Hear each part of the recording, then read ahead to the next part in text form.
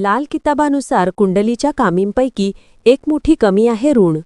वडिलोपार्जित ऋण म्हणजे पितरांनी व घरातील मोठ्यांनी केलेल्या पापाचे भोग. दुसऱ्या शब्दात सांगायचे तर हे ऋण म्हणजे इतरांनी केलेल्या चुकीची परतफेड. कुंडलीतील ऋण नातेवाईकांच्या कुंडलीत देखील दिसून येतात.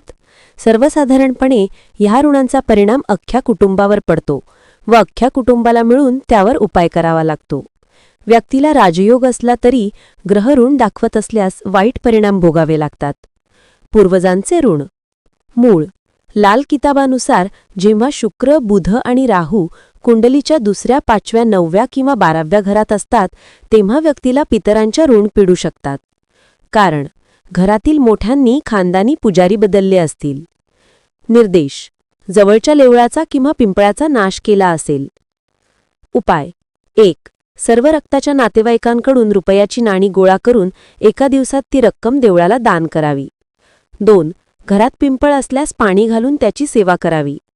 निकाल. तुमची कुंडली पितरांच्या ऋणापासून मुक्त आहे. स्वऋण. मूळ. लाल किताबानुसार जेव्हा शुक्र, शनी, राहू व केतू कुंडलीच्या 5व्या घरात असतात तेव्हा व्यक्ती स्वऋणात अडकलेली असते. कारण तुमच्या पितरांनी व वडीलधाऱ्यांनी पारंपरिक कौटुंबिक चाली पार पाडल्या नाहीत, परमेश्वरावर हवी तेवढी श्रद्धा दाखवली नाही. निर्देश.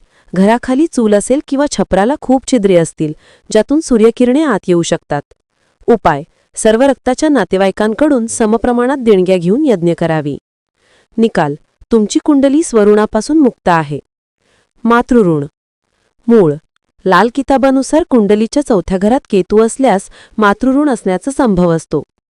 कारण ह्याचे कारण असू शकते पितरांनी आईला छळले असेल किंवा दुर्लक्षिले असेल किंवा तिच्या ताढ्या बाळापासून तिला दूर ठेवले असेल किंवा तिच्या दुःखाला दुर्लक्षिले असेल. निर्देश. जवळची नदी किंवा विहीर पूजेसाठी न वापरता कचरा फेकण्यासाठी वापरली जात आहे. उपाय. 1. रक्ताच्या नातेवाईकांनी समप्रमाणात चांदी गोळा करून त्याच दिवशी नदीत वाहून देणे. निकाल. मातृऋणापासून तुमची कुंडली मुक्त आहे. स्त्रीऋण. मूळ.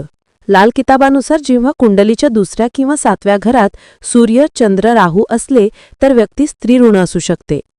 कारण ह्याचे कारण असू शकते तुमच्या पितरामुनी किंवा वडीलधाऱ्या व्यक्तीने गर्भवती बाईचा खून केला असेल. निर्देश. घरात दात असलेले प्राणी असतील, खास करून गाय किंवा कुळाचा द्वेष करणारे. उपाय. 1. सर्व रक्ताच्या नातेवाईकांकडून समप्रमाणात पैसे घेऊन त्या पैशांनी 100 गायींना चविष्ट चारा त्याच दिवशी घालणे. निकाल. तुमची कुंडली स्त्रीऋणापासून मुक्त आहे. बंधू किंवा नातलग ऋण. मूळ. लाल किताबानुसार जेव्हा केतू व बुध कुंडलीच्या 1ल्या किंवा 8व्या घरात असतात तेव्हा व्यक्तीवर नातलागाचे ऋण असू शकते. कारण ह्याचे कारण असू शकते तुमच्या एखाद्या पूर्वजाने कोणाच्या पिकाला किंवा घराला आग लावली असेल किंवा कोणाला विष पाजले असेल किंवा कोणच्या गर्भवती म्हशीला मारले असेल. निर्देश. नातेवाईकांबद्दल द्वेष. मंगल सुखी प्रसंगी जसे मुलांचे वाढदिवस वगैरे कुटुंबापासून दूर राहणे. उपाय. 1. सर्व रक्ताच्या नातेवाईकांकडून समप्रमाणात पैसे घेऊन ते एखाद्या हाकीम किंवा डॉक्टरला इतरांच्या मदतीसाठी द्यावे. 2. सर्व रक्ताच्या नातेवाईकांकडून समप्रमाणात पैसे घेऊन त्या पैशांनी औषधे विकत घ्यावी आणि ती एखाद्या सामाजिक संस्थेला दान करावी. निकाल. तुमची कुंडली नातलगाच्या ऋणापासून मुक्त आहे. कन्या ऋण. मूळ. लाल किताबानुसार कुंडलीच्या 3ऱ्या किंवा 6व्या घरात चंद्र असल्यास व्यक्तीला कन्या ऋण असू शकते. कारण याचे कारण असू शकते कोणी पूर्वजाने किंवा वडीलधाऱ्याने एखाद्या मुलीला किंवा कोणाच्या बहिणीला त्रास दिला असेल किंवा तिचा खून केला असेल. निर्देश. हरवलेली मुले विकणे किंवा त्याचा गैरवापर करणे. उपाय. 1. सर्व रक्ताच्या नातेवाईकांनी एकत्र पिवळ्या कवड्या विकत घ्याव्यात, त्या जाळून राख कराव्यात व त्याच दिवशी नदीत सोडाव्यात. निकाल. तुमची कुंडली कन्या ऋणापासून मुक्त आहे. अत्याचाराचे ऋण. मूळ. लाल किताबानुसार जेव्हा कुंडलीच्या 10व्या आणि 11व्या घरात सूर्य, चंद्र व बुध असतील तेव्हा व्यक्तीला अत्याचारी ऋण असू शकते. कारण याचे कारण असू शकते एखाद्या पूर्वजाने किंवा वडीलधाऱ्याने कोणाचे घर हिसकावून घेतले असेल व त्याला त्याचे पैसेही दिले नसतील. निर्देश. घराचे मुख्यद्वार दक्षिणेकडे असेल किंवा घराची जमीन अशा व्यक्तीकडून घेतली असेल ज्याला पुत्र नसेल किंवा घर एखाद्या विहिरीवर व रस्त्यावर बांधले असेल. उपाय.